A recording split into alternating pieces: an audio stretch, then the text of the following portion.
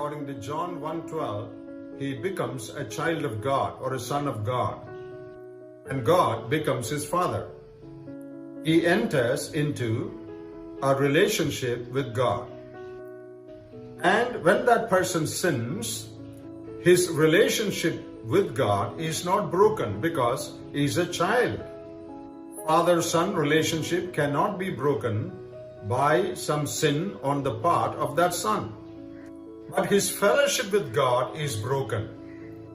So there is a difference between relationship and fellowship. Relationship can never be undone, but fellowship can be broken.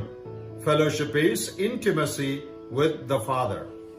And the solution to that problem is 1 John 1:9, that is, if we confess our sins, he is faithful and just to forgive us our sins and cleanse us from all unrighteousness. So when a believer sins and when he confesses his sins before the Lord graciously forgives him and his fellowship with God is restored.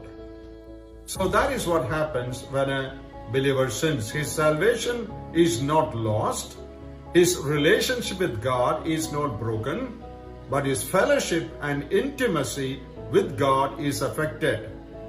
He cannot pray, he cannot come into God's presence, he cannot face God, he loses the joy of salvation, and he wants to hide from the presence of God.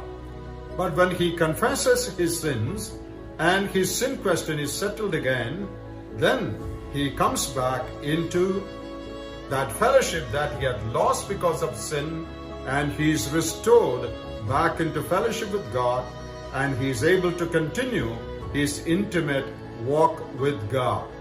So that is what the New Testament teaches about a believer and sin.